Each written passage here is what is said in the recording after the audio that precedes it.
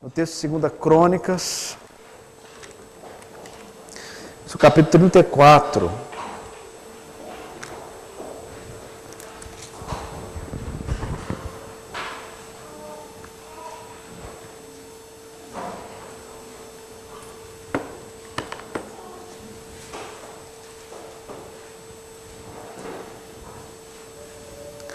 Segundo Crônicas, capítulo 34.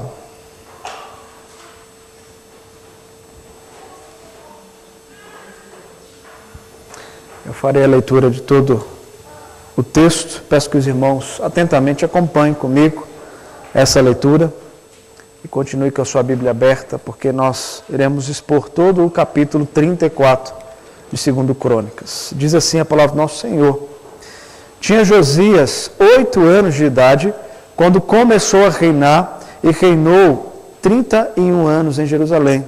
Fez o que era reto perante o Senhor, andou em todo o caminho de Davi seu pai e não se desviou nem para a direita nem para a esquerda. Porque no 8º ano de seu reinado, sendo ainda moço, começou a buscar o Deus de Davi seu pai, e no 12º ano começou a purificar a Judá e a Jerusalém dos altos, dos postes ídolos e das imagens de escultura e de fundição. Na presença dele, derribaram os altares dos Balaíns. Ele despedaçou os altares do incenso que estavam acima deles, os postes ídolos e as imagens de escultura e de fundição. Quebrou-os, reduziu-os a pó e o aspergiu sobre as sepulturas dos que lhe tinham sacrificado. Os ossos dos sacerdotes queimou sobre os seus altares e purificou a Judá e a Jerusalém. O mesmo fez nas cidades de Manassés, de Efraim e de Simeão, até Naftali, por todos os lados no meio das suas ruínas.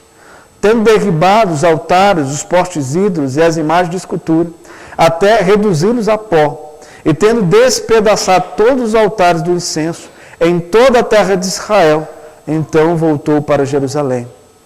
No 18º ano do seu reinado, havendo já purificado a terra e a casa, enviou a Safã, filho de Azalias, a Maazeias, governador da cidade, e a Joá, filho de Joacás, cronista, para repararem a casa do Senhor seu Deus. Foram a Ilquias, sumo sacerdote, e entregaram o dinheiro que se tinha trazido à casa de Deus e que os levitas, guardas da porta, tinham ajuntado, dinheiro provindo das mãos de Manassés, de Efraim e de todo o resto de Israel, como também de todo o Judá e Benjamim e dos habitantes de Jerusalém.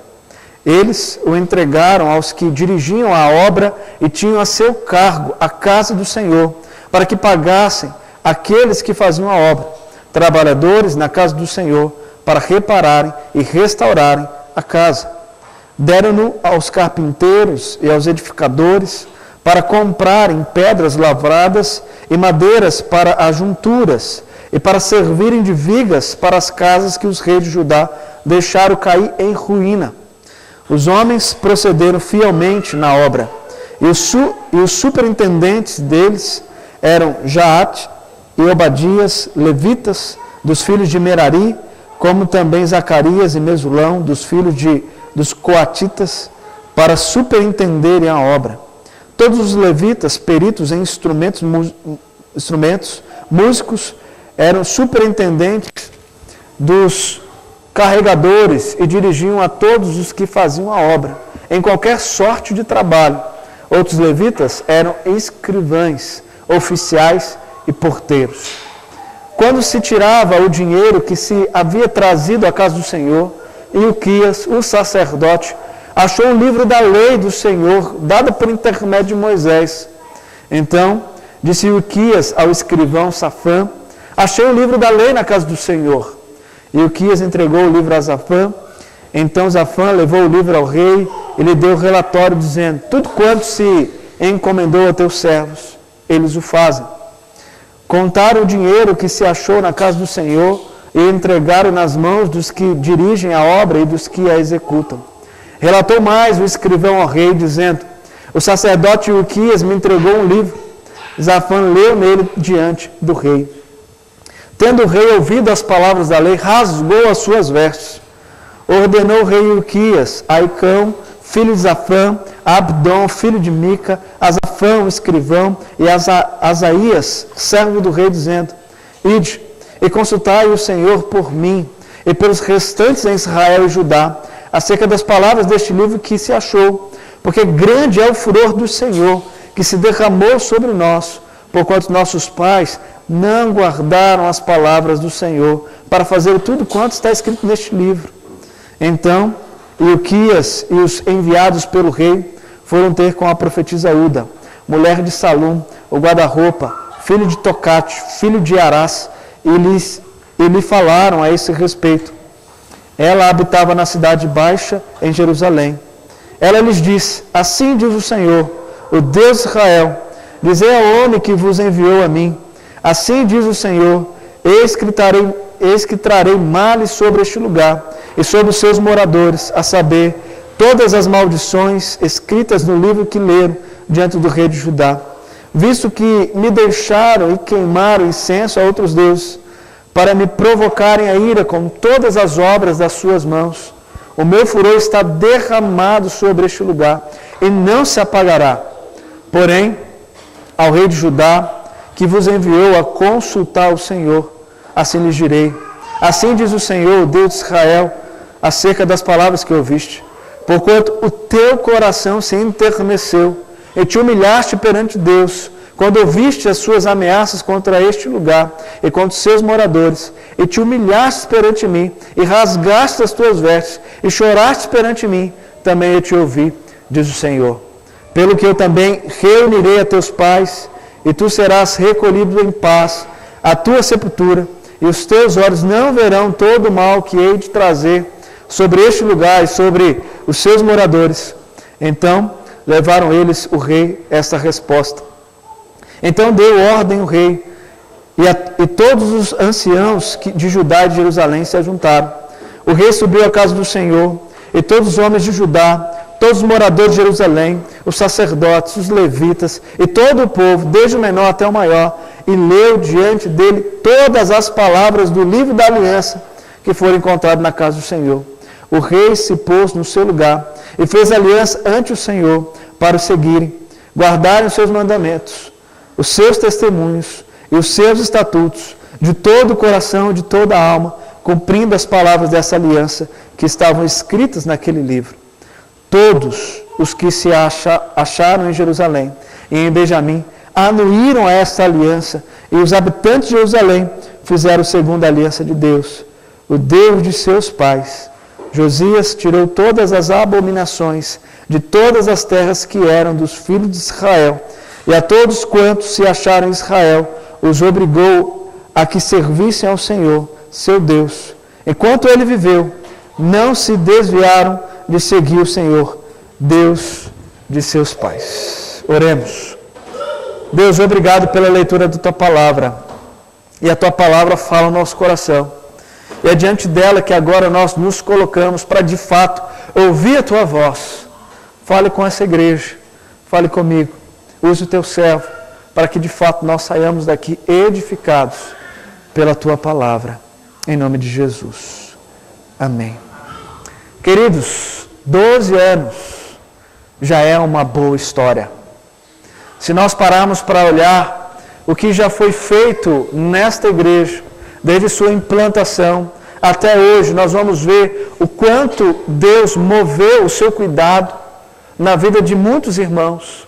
Irmãos que de fato foram essenciais para o desenvolvimento dessa igreja.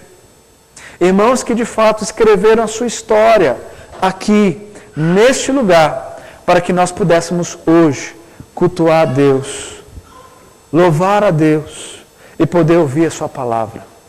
Histórias. E as histórias são feitas para, de fato, nós pararmos, olharmos e aprendermos com ela. Quando nós paramos para olhar o século XVI, de fato, olharmos para a Reforma Protestante, nós vamos perceber, queridos, que a Reforma, ela só teve condições de acontecer, sabe por quê? Porque os reformadores voltaram seus olhos para a Escritura. E quando eles passaram a entender a verdade revelada na Escritura, eles passaram a ter um relacionamento vertical. E a consequência disso foi no relacionamento horizontal deles com a sociedade, levar o evangelho da graça e poder de fato mostrar para aquele povo que somente a Escritura, sola Escritura, somente Cristo é de fato o nosso Senhor e Salvador. E somente nele nós alcançamos tudo o que precisamos. E somente por ele nós temos o grande privilégio de receber a salvação. Mas isso só pôde acontecer porque esses homens voltaram seus olhos para a Escritura. Quando nós olhamos para a história de Lutero, precursor da Reforma, nós podemos perceber que aquele homem, de fato, lutava com muitas coisas relacionadas ao seu pecado, se autoflagelava, porque ainda não entendia o Evangelho da Graça.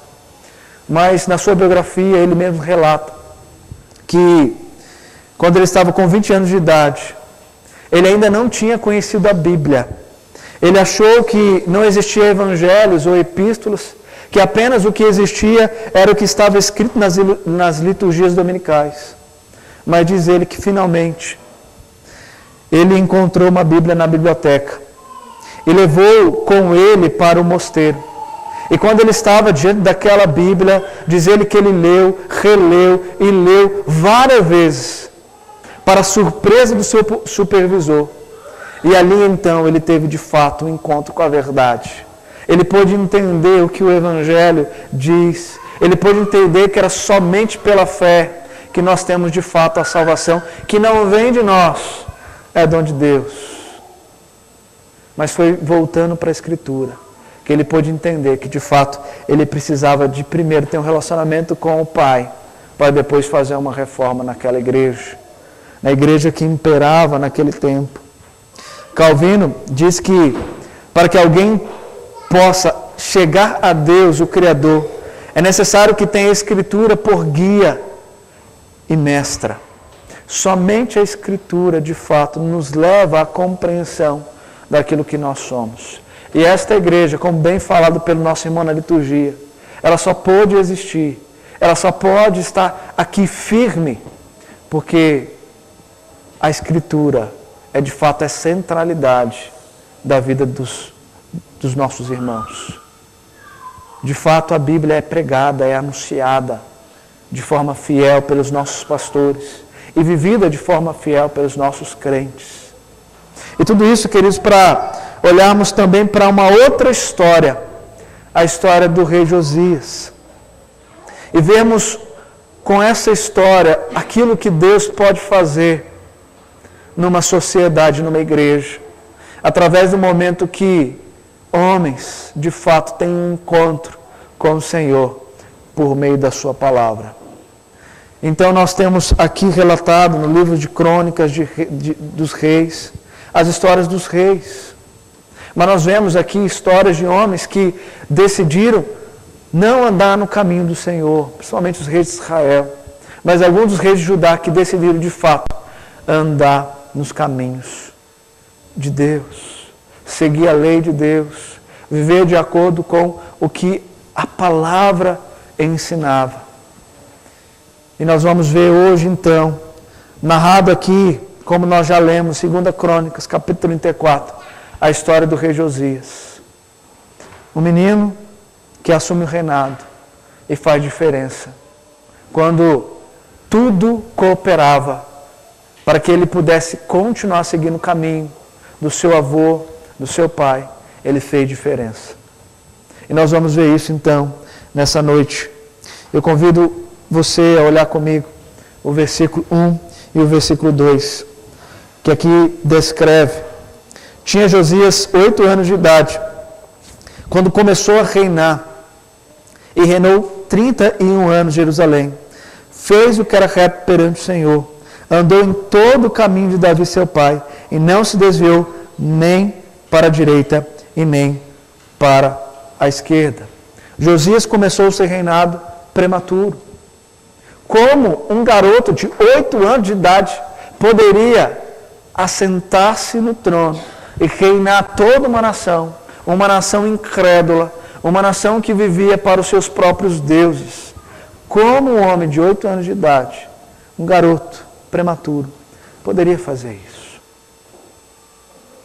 Mas o texto continua e diz para nós que esse menino, ele, ao invés de seguir os caminhos de seu pai, Amon, e de seu avô Manassés, ele decidiu seguir o caminho de seu pai Davi. Queridos, Manassés foi um homem que andou totalmente contrário aos caminhos do Senhor. Foi aquele que, de fato, colocou dentro do templo os postes ídolos, levantou altares a deuses. Ele, inclusive, ofereceu os seus próprios filhos como sacrifício a Mamon. Ele andou ensinando ao povo que antes era povo do Senhor, que eles deveriam adorar outros deuses. Manassés, o avô desse menino, fez tudo o que era errado perante o Senhor. Aí veio seu pai, Amon, e teve um reinado curto, um reinado de apenas 2 anos. Mas Amon não fez aquilo que de fato Deus esperava. Pelo contrário, ele continuou fazendo tudo aquilo que o seu pai Manassés havia feito. Ele continuou adorando os ídolos, ao invés de adorar a Deus. Josias, então, ele tinha tudo para ser influenciado por aquele meio.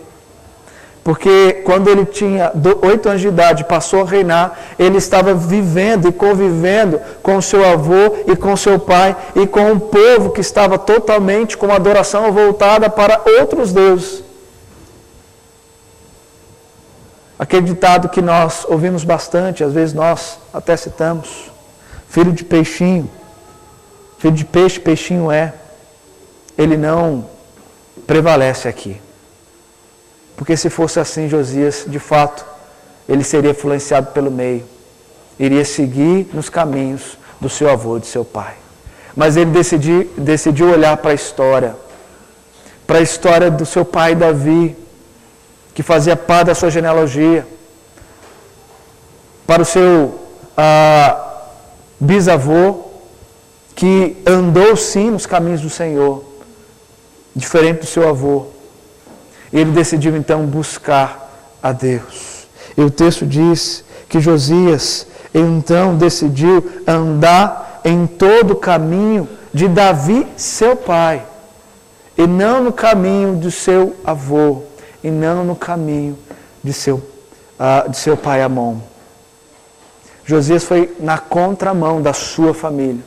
Foi na contramão do que estava sendo religiosamente vivido por aquele povo.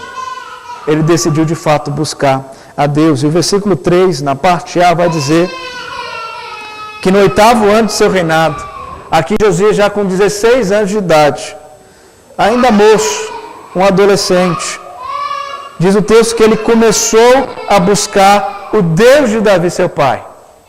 Diz o texto que ele começou a buscar. E quando nós paramos para olhar para o que significa essa palavra, buscar, no hebraico, nós vamos entender que essa palavra dá a ideia de uma busca muito intensa. Então a ideia aqui é que esse jovem, olhando para tudo o que ele viveu no tempo dos seus pais, olhando para a história de Davi e vendo que de fato o caminho dos seus pais, seu avô e de seu pai Amon, era um caminho totalmente contrário ao caminho de Davi, ele decidiu então buscar o Deus que ele sabia que era o Deus verdadeiro. E ele não buscou de qualquer jeito, ele buscou de forma intensa. Ele de fato levou o coração dele a uma disposição para estar mais perto do Deus vivo e verdadeiro. Nós sabemos, queridos, que de fato ele não fez isso por si mesmo. Nós sabemos que a obra de transformação no coração do homem, ela parte de uma ação do Espírito Santo. E creio que foi isso que aconteceu com Josias. que de fato o Espírito Santo, habitando nele, levou ele a ter uma disposição do seu coração voltada unicamente para o Deus vivo e verdadeiro e não para os deuses que existia dentro dos templos, na vida daquele povo, na vida daquela nação. Quando nós olhamos para a Escritura, nós vemos que de fato, para buscar a Deus, nós temos que ter uma disposição. Mas essa disposição, ela só pode acontecer se for por ação do Espírito Santo em nossa vida. Mas, como Mateus diz que aquele que busca, encontra, nós podemos buscar que nós vamos achar. Nós podemos, de fato, buscar conhecer a Deus que Ele vai se revelar. E esse garoto de 16 anos decidiu então buscar a Deus. E de fato ele encontrou a Deus. E de fato ele viveu para Deus. Totalmente diferente daquilo que era a vivência dos seus dias, pelo que estava sendo instruído e ensinado pelos reis que ali passaram. Ele então fez o que era diferente. Sabe por que ele fez isso? Sabe por que, de fato, o Espírito Santo mudou a disposição do coração dele? Se você abrir 1 Reis, capítulo 13, o versículo 2, você vai saber o porquê que aquele jovem foi na contramão daquilo que era vivenciado no seu tempo. 1 Reis, capítulo 13, versículo 2 vai dizer: clamou o profeta contra o altar, por ordem do Senhor, e disse: altar, altar, assim diz o Senhor, eis que um filho nascerá à casa de Davi, cujo nome será Josias, o qual sacrificará sobre ti o sacerdote dos altos, que queimam sobre ti incenso, e os ossos humanos se queimarão sobre ti. Deus já o tinha dentro do seu plano eterno. Josias já fazia parte do plano em que Deus o colocaria para de fato fazer uma grande reforma naquela sociedade e naquela igreja. Por isso que ele pôde então ter o seu coração disposto para Deus, porque isso fazia parte dos planos de Deus. Querido, você está aqui não porque você quer estar aqui. Você está aqui porque de fato o Espírito Santo mudou a disposição do seu coração para você estar aqui. Mas se Ele fez isso, é para você querer aqui adorar o nome de Deus, glorificar o nome de Deus e conhecer a esse Deus por meio da Escritura. Mas essa busca precisa ser intensa e não só no momento de culto. Eu preciso buscar a presença de Deus todos os dias da minha vida. A Bíblia, a Sagrada Escritura, ela precisa de fato ser a regra de fé e prática em minha vida. Eu preciso imprimir as verdades da Escritura no meu andar. Como foi ordem de Deus lá atrás, em Deuteronômio capítulo 6, ao deitar, ao levantar em todo tempo, ensina o teu filho no caminho que deve andar. É assim que nós precisamos viver diante da Escritura, pois a revelação de Deus não vem de qualquer lugar, ela vem unicamente da sua palavra, escrita e revelada, e que você tem em suas mãos, e que muitas das vezes você só pega para trazer na igreja no domingo. Queridos, nós precisamos buscar a presença de Deus. E a sociedade que não busca a Deus, ela vai definhar. A igreja que não busca a Deus, ela vai definhar. A igreja que não vive para as vontades de Deus reveladas na Escritura, ela vai deixar de existir. Ou ela vai se permitir receber todo tipo de mistura e passará a adorar outros deuses, a não ser o próprio Deus revelado na palavra dele. Muitas vezes nós vemos aí, queridos, um surgimento desenfreado de igrejas. E nós paramos para avaliar, achamos que, nossa, está muito bom. Esse número de igreja crescendo aí é bom. É o Evangelho chegando a todos. Mas será que é o Evangelho verdadeiro? Será que de fato é o que a palavra nos ensina?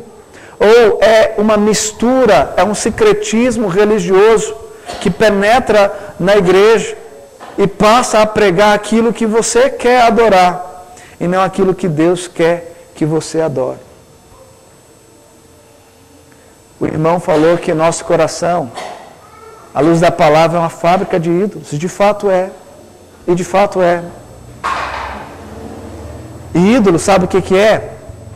Ídolo é aquele a quem eu coloco diante de mim, porque ele traz para mim uma necessidade que eu quero buscar.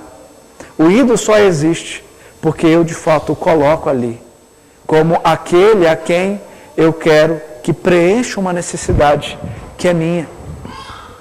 E muitas das vezes nós temos uma porção de ídolos no nosso coração, porque um só não vai preencher o nosso vazio. Eu preciso de ter vários, para me sentir saciado. Mas mesmo assim, diante de todos os ídolos que eu tenho no meu coração, eu não vou encontrar de fato o preenchimento necessário para ele. Porque o coração, ele só pode ser preenchido pela verdade da palavra de Deus. Fora isso, nada pode preencher o coração. E por que o coração, queridos? Porque o coração é o âmago do ser humano. O coração, de fato, é aquilo que o homem é. O coração, de fato, é todo o homem. E se o meu coração está disposto a adorar outros deuses, eu, como todo, vou voltar os meus olhos para esses deuses. E não apenas um órgão da minha vida, mas toda a pessoa como inteiro, vai voltar-se os seus olhos para outra coisa, a não ser o próprio Deus. O que buscamos? O que de fato nós buscamos na nossa vida? É muito fácil, queridos, levantarmos e virmos à casa do Senhor. Agora é muito difícil nós pegarmos tudo aquilo que é ensinado aqui, que é pregado aqui, e colocarmos no nosso dia a dia, quando nós estamos relacionando com pessoas do nosso trabalho, com pessoas da nossa faculdade, com pessoas da nossa escola, com pessoas do nosso convívio. Às vezes nós queremos agradar essas pessoas, então nós nos disfarçamos de crentes para agradar elas, quando nós deveríamos fazer o contrário, mostrar de fato aquilo que nós somos, porque nós somos criados à imagem de Deus, à semelhança de Deus, para refletir essa imagem e não refletir o meu eu. Porque se eu reflito o meu eu não reflito o Deus que habita em mim, mas sim o Deus que eu quero que seja o Deus da minha vida. O que você tem buscado? Aonde está o teu coração? Aonde está o teu coração? Mas o texto continua. E o texto vai mostrar para nós, a partir do versículo 8, que no 18º ano do seu reinado, havendo já purificado a terra e a casa, enviou Zafã, filho de Azalias, a Maazéias, governador da cidade, a Joá, filho de Joacás, cronista, para repararem a casa do Senhor, seu Deus. No 18º ano do seu reinado, ou seja, com 26 anos de idade agora, o rei vai reparar o templo. Sabe por que o rei vai reparar o templo? Sabe por que Josias vai reparar o templo? Se você for a 2 Reis, capítulo 23, o versículo de 4 a 20, você vai olhar ali tudo que existia dentro do templo. E o que o rei Josias mandou tirar, varrer do meio daquele povo. Veja comigo o que está lá descrito, 2 Reis, capítulo 23, os versículos de 4 a 20. Vou ler de forma rápida para que nós tenhamos de fato a compreensão de tudo que existia naquele tempo e daquilo que foi tirado. Então o rei ordenou ao sumo sacerdote Ilquias e aos sacerdotes da segunda ordem e aos guardas da porta que tirassem do templo do Senhor todos os utensílios que tinham feito para Baal e para o poste ídolo e para todo o exército dos céus, e os queimou fora de Jerusalém, nos campos de Cedron, e levou a cinza deles para Betel. Também destituiu os sacerdotes que os reis de Judá estabeleceram para incensarem sobre os altos, na cidade de Judá e ao redor de Jerusalém, como também os que incensavam a Baal, ao sol e à lua e os mais planetas e a todo o exército dos céus. Também tirou da casa do Senhor o poste ídolo, que levou para fora de Jerusalém, até ao vale de Cedron, no qual o queimou e o reduziu a pó, que lançou sobre as sepulturas do povo. Também derribou as casas das prostituição cultual, que estava na casa do Senhor, onde as mulheres teciam tendas para o poste ídolo. A todos os sacerdotes trouxe da cidade de Judá e profanou os altos em que os sacerdotes incensavam, desde Geba até Berseba, e derribou os altares das portas, que estavam à entrada da porta de Josué, governador da cidade, à mão esquerda daquele que entrava por ela. Mas os sacerdotes dos altos não sacrificavam sobre o altar do Senhor em Jerusalém, porém comiam pães asmos no meio de seus irmãos. Também profanou a Tofete, que está no vale dos filhos de Inom, para que ninguém queimasse a seu filho ou a sua filha como sacrifício a Moloque.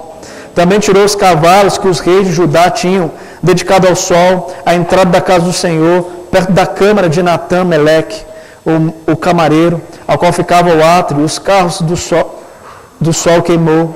Também o rei derribou os altares que estavam sobre a sala de Acás, sobre o terraço, altares que foram feitos pelos reis de Judá, como também os altares que fizeram Manassés nos 2 átrios da casa do Senhor, e esmigalhados os tirou dali e lançou o pó deles no ribeiro de Cedron. O rei profanou também os altos que estavam defronte de Jerusalém, à mão direita do monte da destruição, os quais edificaram Salomão, rei de Israel, para Astarote, abominação dos Sidônios, e para Camus, abominação dos Moabitas, e para Milcom, abominação dos filhos de Amon. Semelhantemente fez em pedaços as colunas e cortou os postes ídolos, e o lugar onde estavam encheu eles de ossos humanos. Também o altar que estava em Betel e o alto que fez Jeroboão, filho de Nebate, que tinha feito pecar a Israel. Esse altar, junto com o alto do rei, derribou, destruiu o alto, reduziu a pó o seu altar e queimou o poste ídolo. Olhando Josias ao seu redor, viu as sepulturas que estavam ali no monte, mandou tirar delas os ossos e os queimou sobre o altar, e assim o profanou, segundo a palavra do Senhor, que apregoara o homem de Deus que havia anunciado estas coisas. Então perguntou: que monumento é este que vejo? Responderam-lhe os homens da cidade: é a sepultura do homem de Deus que veio de Judá e apregoou estas coisas que fizeste contra o altar de Betel. Josias disse: deixai-o estar, ninguém mexa nos seus ossos. Assim deixaram estar os seus ossos com os ossos do profeta que viera de Samaria. Também tirou Josias todos os santuários dos altos que haviam na cidade de Samaria, e os reis de Israel tinham feito para provocarem o Senhor a ira. E lhes fez segundo todos os altos que tinham praticado em Betel, e matou todos os sacerdotes dos altos que havia ali, sobre os altares, e queimou os ossos humanos sobre eles. Depois voltou para Jerusalém. Veja, queridos, como estava a idolatria daquele povo, aonde estava o coração daquele povo, como era a igreja daquele povo. Diz o texto que havia uma tenda em que as prostitutas cultuais ali davam o seu corpo, como se fosse um culto a Deus. Dentro do templo, o rei foi e varreu tudo aquilo. Os altares, os postes ídolos, tudo ele derribou, jogou fora, porque nada daquilo pertencia à adoração verdadeira a Deus. Essa reforma que Josias passou a fazer. E agora, diante do que se tinha no templo, era necessário reparar. Por que reparar? Imagine você, nós chegamos aqui e aí a igreja foi assaltada, foi arrombada, vândalos entraram na igreja e aqui pincharam a igreja, derrubaram os ventiladores, tiraram as lâmpadas, levaram o projetor, levaram o órgão, o piano, levaram o púlpito, estragaram o piso, quebraram os bancos, tudo isso. E aí você chega aqui, diante desse estrago, e fala, é hora de recomeçar. É hora de recomeçar. É hora de reparar tudo o que foi destruído. Foi permissão de Deus, mas é hora de reparar tudo que foi destruído.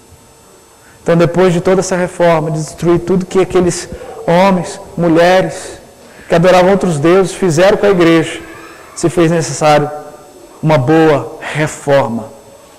Uma boa reforma no templo. Mas aqui, queridos, é importante nós pararmos para pensar naquilo que o texto nos permite também trazer como exemplo para nós no nosso dia. Aqui o texto de fato está falando de paredes, está falando de construção, mas nós podemos parar para pensar na nossa vida espiritual. Sabe por quê? Porque nós temos uma casa espiritual. Efésios capítulo 2 vai dizer que nós temos uma casa espiritual sendo edificada para a habitação de Deus no Espírito.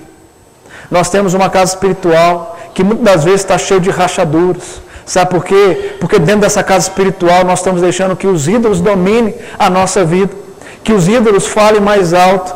Nós estamos cultuando outras coisas a não ser o Deus que habita em nós, o Espírito Santo, que de fato é a morada nesse templo que é o templo do Espírito. E quando nós nos deparamos com a verdade e vemos que é necessário tirar todos esses ídolos do nosso coração, nós vemos que precisamos reparar essa casa espiritual. Mas essa casa espiritual só pode ser reparada, só pode ser preenchida com a palavra de Deus. Somente a palavra de Deus pode de fato preencher as rachaduras dessa casa espiritual. Somente a palavra de Deus pode mudar toda a disposição que era antes para adorar ídolos, para agora adorar o Senhor do Senhor, o Rei dos Reis, o Deus Altíssimo. E aqui nós precisamos parar, queridos, para pensar mais um pouco sobre o que nós estamos adorando. Muitas das vezes, meus queridos, nós estamos deixando que os nossos filhos sejam doutrinados pelas escolas, porque nós não queremos ter tempo com eles, sentar com eles e catequizá-los na Escritura. Porque é muito penoso. Eu chego do trabalho cansado, eu chego do trabalho exausto, aí tenho que chegar em casa, ainda tenho pouco tempo de descanso, aí eu tenho que dar atenção para a esposa, tenho que dar atenção para os filhos, aí eu tenho que parar para sentar e ensinar ainda para eles a Escritura, cansado do jeito que eu estou. Sim. Sabe o que diz Oséias 4,6? O profeta Oséias diz que o meu povo está sendo destruído porque lhe falta conhecimento. Sabe por que isso? Porque o povo deixou de cumprir Deuteronômio 6. Em todo tempo, ao sentar, ao deitar, ao levantar, ensina a criança no caminho que deve andar. Porque o povo de Israel teve que ser destruído. Porque, como nós vimos aqui, aquele povo deixou de viver a verdade da Escritura. E por conta disso, voltou os seus olhos para outra coisa. Se a Escritura não preenche o meu coração, queridos, outra coisa vai preencher. Se o meu coração não for preenchido pela verdade, outra coisa eu vou colocar para substituir. Outra coisa eu vou colocar para adorar. Porque eu necessito de adorar algo ou alguém. Porque nós nascemos E Deus colocou essa semente em nosso coração, a semente da religião. E nós temos sim necessidade de adorar. Se nós não adoramos o Deus da palavra, adoramos o Deus que está sendo pregado no mundo e que está destruindo os nossos lares. E que muitas vezes nós não paramos para enxergar aonde os nossos filhos estão indo, com a doutrinação que não vem da Escritura, mas vem de humanismo, vem de uma coisa que não é do agrado de Deus, porque nós estamos cansados, porque na nossa cabeça a nossa função é trazer para dentro de casa o alimento, o sustento, é preparar as condições para que eu possa dar uma boa educação para eles, pagando uma boa escola. Isso já basta. Mas já trago eles para a igreja tem escola dominical, e a escola dominical já vai ensinar para os nossos filhos. Mas a Escritura nos ensina que é nós, o papel é nosso, o papel é dos pais, educar os filhos. A igreja está aqui para dar o suporte, mas não para substituir a tua tarefa. A escola está ali para ensinar alguma coisa para o seu filho. Mas quem vai de fato enxergar se aquilo que ele está absorvendo é certo ou errado, é você que conhece a verdade. E que ensina a verdade ao seu filho. E quando nós não estamos fazendo isso, a nossa casa espiritual está cheia de rachadura. E precisa sim ser reparada. E precisa sim ser restaurada. E foi isso então que o rei Josias passou a fazer. Diz o texto então que ele chamou Ilquias, o sumo sacerdote, e enviou para que o templo fosse reparado. E diz que quando o templo estava sendo reparado, algo interessante foi encontrado. O que foi encontrado? Versículo 14 e 15 vai dizer para nós. Quando se tirava o dinheiro que se havia trazido da casa do Senhor, Ilquias, o sacerdote, achou o livro da lei do Senhor, dada por intermédio de Moisés. Então disse Ilquias ao escrivão Zafã: achei o livro da lei da casa do Senhor. Por que aquele povo estava adorando outros deuses? Porque eles jogaram a Escritura de lado. Passaram a não olhar mais para a Escritura. Mas o Deus eterno, fez com que nessa reparação o livro fosse encontrado. O livro da lei, provavelmente aqui, os estudiosos acham que esse livro é o livro de Deuteronômio, é o livro da lei. E eles então puderam encontrar esse livro. Diz o texto que Ilquias então entregou a Zafã, que foi enviado pelo rei para cuidar da parte da reparação, fazendo o pagamento correto para aqueles que estavam trabalhando, para os levitas que estavam cuidando dessa parte da reparação. E sabe por que os levitas estavam ali? Porque os levitas conheciam todo o templo. E eles precisavam acompanhar essa reparação, porque eles sabiam aonde que deveria ir cada coisa dentro daquele templo.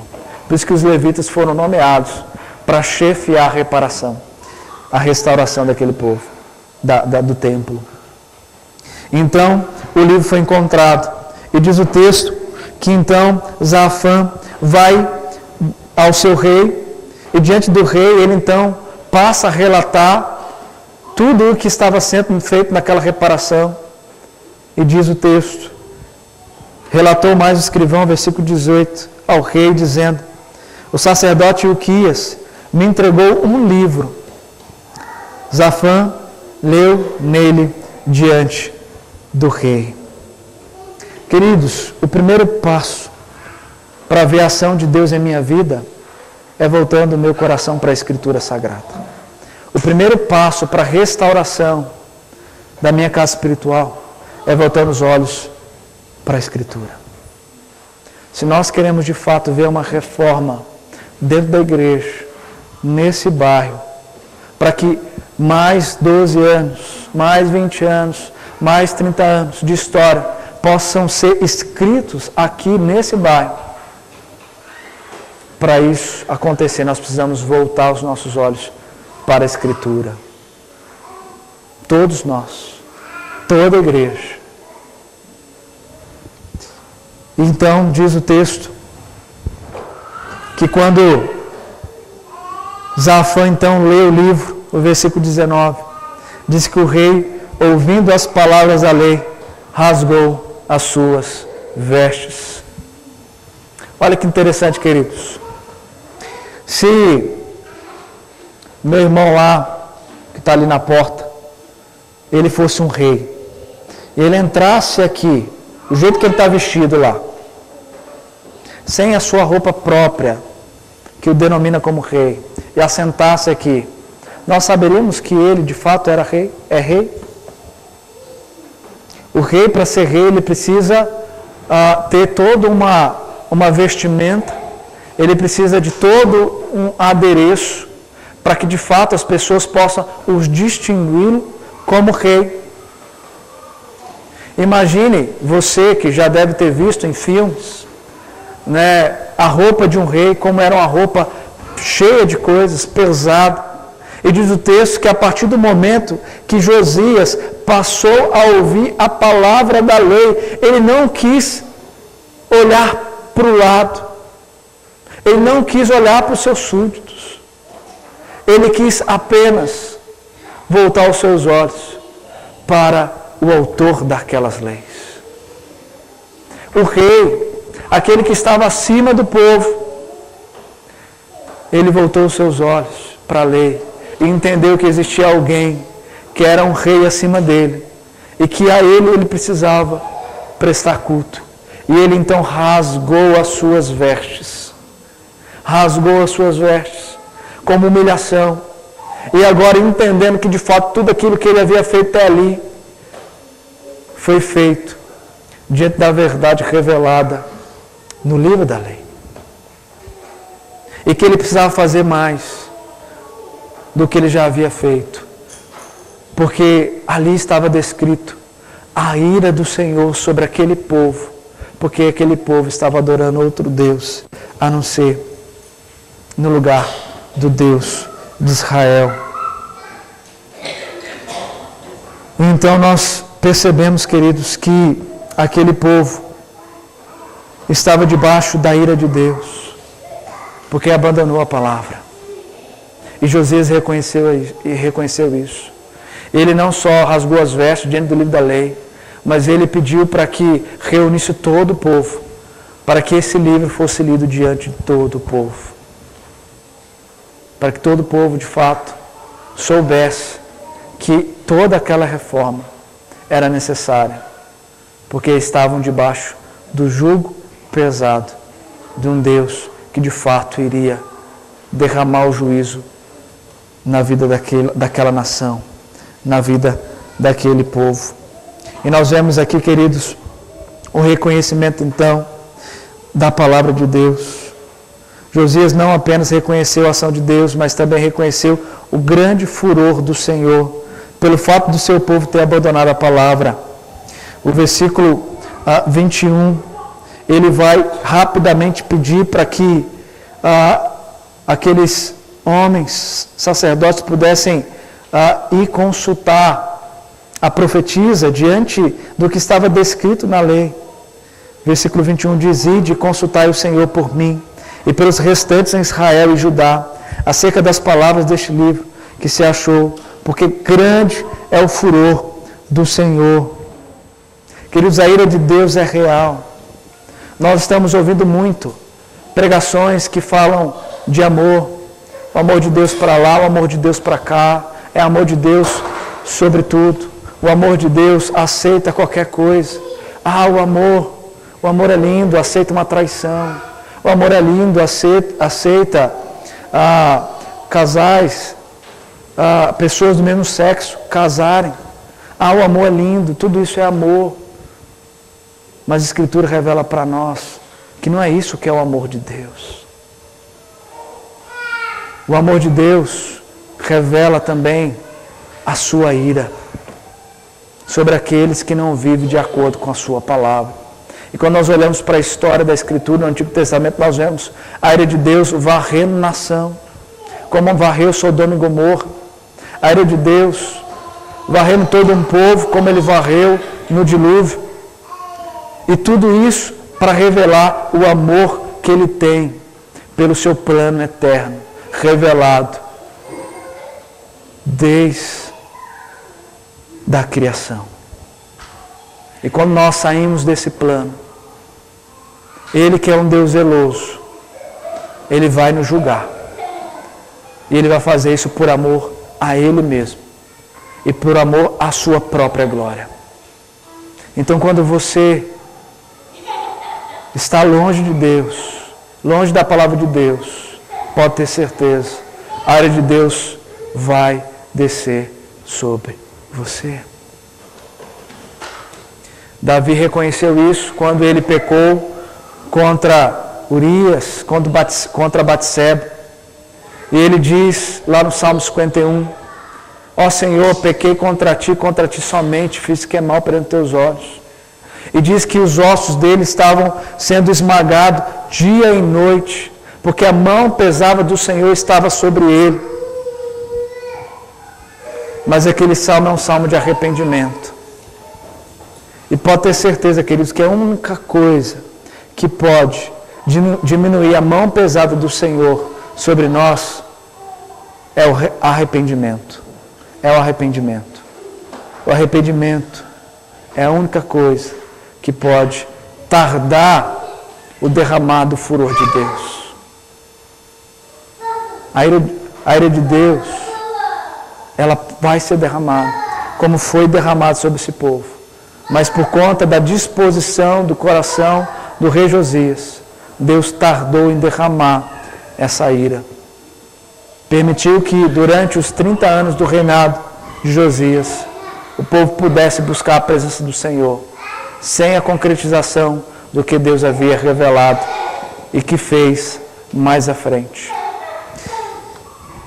E nós podemos ver isso descrito aqui, quando a profetisa Uda, então, vai, de fato, trazer uma palavra para o povo e para o rei. E diz aqui, então Ilquias, versículo 22, os enviados pelo rei foram ter com a profetisa Uda, mulher de Salum, o guarda-roupa, filho de Tocate, filho de Arás, e lhe falaram a esse respeito. Ela habitava na cidade baixa, em Jerusalém, e ela lhes disse, assim diz o Senhor, Deus de Israel, dizei ao homem que vos enviou a mim, assim diz o Senhor, escritarei males sobre este lugar e sobre os seus moradores, a saber, todas as maldições escritas no livro que leram diante do rei de Judá, visto que me deixaram e queimaram incenso a outros deuses, para me provocarem a ira com todas as obras das suas mãos. O meu furor está derramado sobre este lugar e não se apagará. Então a profetisa confirmou a palavra descrita aqui no livro da lei.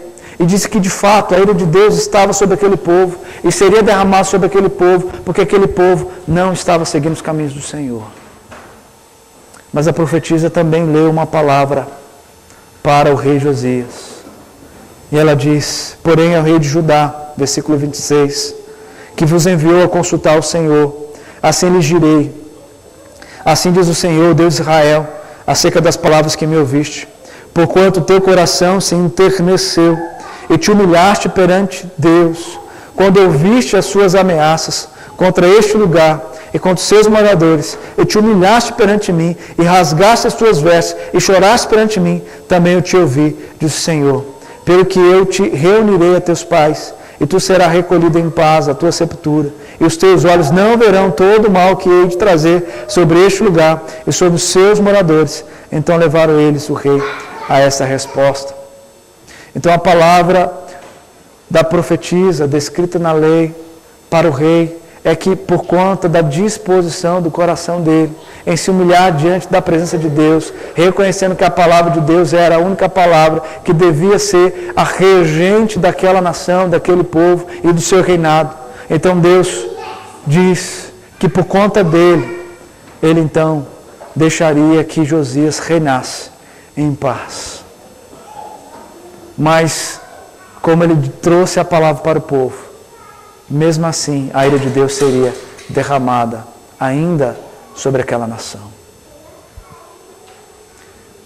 Queridos, quando nós olhamos para para essa verdade, nós vamos perceber quanto nós devemos ter reforma e mudança no nosso coração.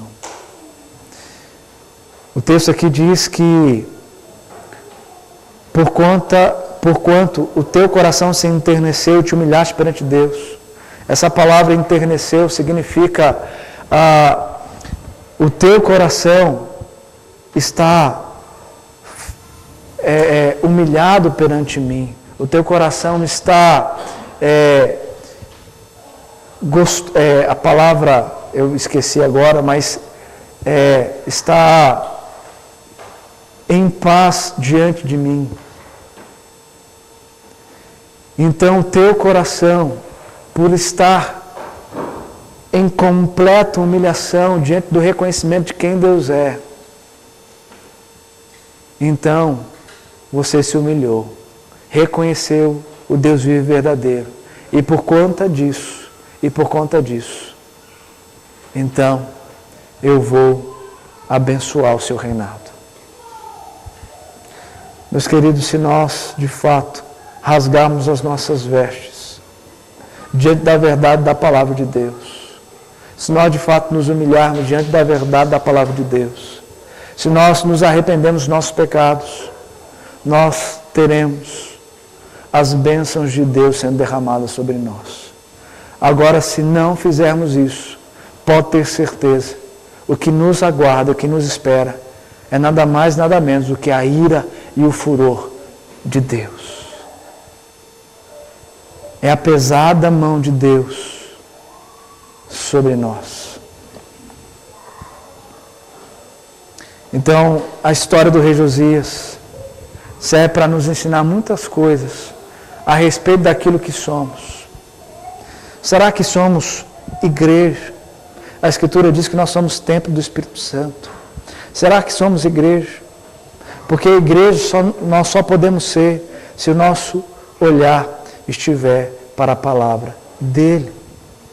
Se nós deleitarmos na palavra dEle, se nós de fato nos desbruçarmos diante da verdade dEle, para que o nosso coração esteja acalentado, para que os ídolos não venham sobressair, para que os maus desígnios que procedem do coração não venham dominar a minha vida, para que meu eu não venha prevalecer, para que de fato eu venha viver as alianças eternas de Deus reveladas na Escritura. Como Josias levou o povo a viver e a voltar-se. Quando nós olhamos os versos de 29 a 33, nós vemos aí Josias reunindo todo o povo, lendo o livro, ele reafirmando a aliança de Deus, que Deus havia feito com o povo de Israel e que o povo havia deixado, levando o povo ao entendimento que eles deveriam então voltar-se a viver essa aliança. E o povo então, diz o texto, que sim, por conta daquele homem, de toda a reforma que ele havia feito, e por tudo que ele tinha colocado na sua vida, o povo então desejou viver assim como rei. E eles viveram então as verdades da palavra de Deus. E eles viveram assim em todo o reinado desse jovem. Josias tirou todas as abominações, versículo 33, todas as terras que eram dos filhos de Israel, e todos quantos se achavam em Israel, os obrigou a que servissem ao Senhor, seu Deus. Enquanto ele viveu, não se desviaram de seguir o Senhor, Deus de seus pais.